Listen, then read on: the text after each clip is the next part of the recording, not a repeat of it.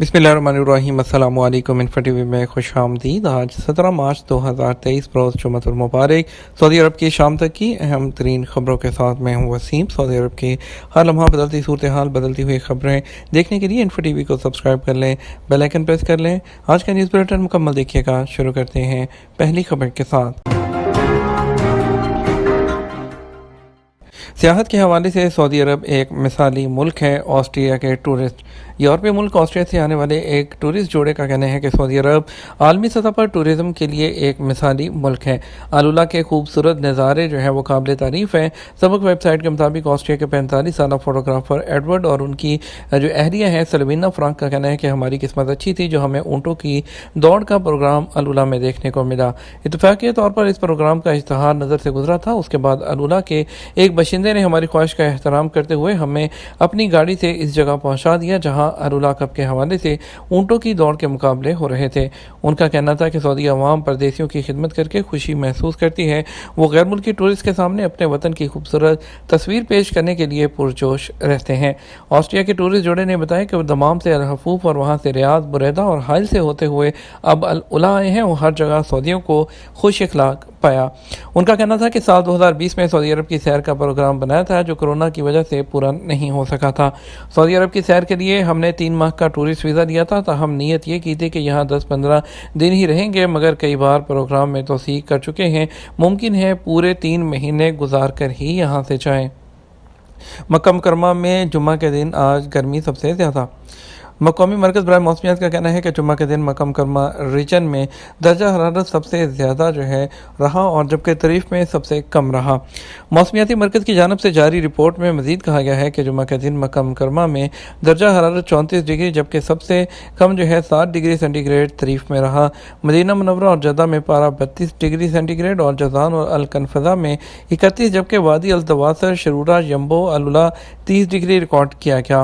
और कौमी मरकज़ की रिपोर्ट में मज़ीद कहा गया कि तरीफ़ के बाद अरर और अलकरियात में सबसे कम टेम्परेचर था जो कि 8 डिग्री था, जबकि इसकाका, तबूक और हायल में 9 और अबा और अलबाहा में पारा 10 डिग्री तक पहुँच गया। मंशियात रखने पर 2 सऊदी शहरी गिरफ्तार कर लिए गए। अलजौफ रीजन में पुलिस ने 2 सऊदी शहरियों को गिरफ्तार करके उनके कब्जे से ममनुआ तिब्बी और नशावर गोलियां बरामद की हैं। आजल न्यूज़ के मुताबिक इदारा अमन की जानब से ट्विटर पर जारी बयान में कहा गया है कि रीजन में पेट्रोलिंग पार्टी ने 2 मशकूक लोगों की तलाशी ली तो उनके कब्जे से ममनुआ तिब्बी और नशावर गोलियां बरामद हुई। इदारा अमन का मजीद कहना था कि मुलजमान के कब्जे से 29 ममनुआ तिब्बी गोलियां, 14 ग्राम क्रिस्टल और नशावर गोलियां बरामद की गई। मुलजमान के खिलाफ इब्तदाई रिपोर्ट दर्ज करके उन्हें महकमा इंसदाद मंशियात के हवाले कर दिया गया जहां से उनका केस क्रिमिनल कोर्ट में भेज दिया जाएगा। यूएई का रवां साल फ्री लांस वीज़ा शुरू करने का फैसला। मुत्तहिदा अरब अमारात इस साल तमाम स्किल सेट्स के लिए फ्री लांस वीज़ा शुरू करेगा। मुकामी मीडिया के मुताबिक यूएई में फ्री लांस मार्केट को तक़वियत देने के लिए हुकूमत ने तमाम हुनर की सतह के फ्री लांसर्स वीज़ा के लिए एक नया प्रोग्राम शुरू किया है। इस इजाज़तनामे से दुनिया भर के लोग यूएई में बतौर फ्री लांसर काम कर सकेंगे। ताहम तवक्को है कि यह वीज़ा 2023 की तीसरी तिमाही में शुरू किया जाएगा। इंसानी वसाइल और अमारात के वज़ीर अब्दुर्रहमान अल-लवार ने कहा है कि आला हुनर के साथ साथ तमाम ज़रूरी तरीक़ाकार की पैरवी करने वाले कम हुनरमंद अफराद को भी इस वर्क परमिट के लिए दरख्वास्त देने की इजाज़त होगी। इसके अलावा भी नए कवानीन ज़ेरे अमल हैं जो कि यूएई में लचकदार और दूर दराज के कामों की हमायत करेंगे जिससे आसमान को छूती हुई महंगाई में रहायशियों को रिलीफ मिलेगा। दूसरी तरफ एमिरेट्स एयरलाइन ने 14 साल बाद अपने तैयारों का डिज़ाइन तब्दील कर दिया। दुनिया की मारूफ एयरलाइन एमिरेट्स एयरलाइन के तैयारों को नई शक्ल देते हुए एयरलाइन में जो है वो उसकी मशहूर लेवरी में 6 तब्दीलियाँ कर दी गई हैं। नए डिज़ाइन को आहिस्ता आहिस्ता एयरलाइन के बेड़े पर लागू किया जाएगा। 2023 के आखिर तक 24 तैयारों को नया रंग और रूप जो है वो दिया जाएगा। अमराती मीडिया के मुताबिक फ्लैगशिप कैरियर एमिरेट्स ने अपनी नई लेवी की नकाबशाही की है। उकाब की आंखों वाले हवाई जहाज़ के डिज़ाइन में कई तब्दीलियाँ की हैं जिसको शायकीन फौरी तौर पर महसूस करेंगे। उनका कहना था कि जो अहम अनासर जैसे कि टेलीफोन पर यूएई का झंडा और अरबी खताती को खोए बगैर लेवरी को जदीद रखा गया है। वालदा की खिदमत एजाज़ है, कमर पर बैठा कर तवाफ़ करने वाले उज़्बुक ज़ाहिर। ایک ازبک ظاہر کی جو ہے اپنی والدہ سے عقیدت و احترام کے جذبے نے سب کو حیران کر دیا۔ معمر جو والدہ ہیں جو ان کو کمر پر بٹھا کر طواف کرایا، دیگر زائرین اس کے عمل کو دیکھ کر تعریف کرتے رہے۔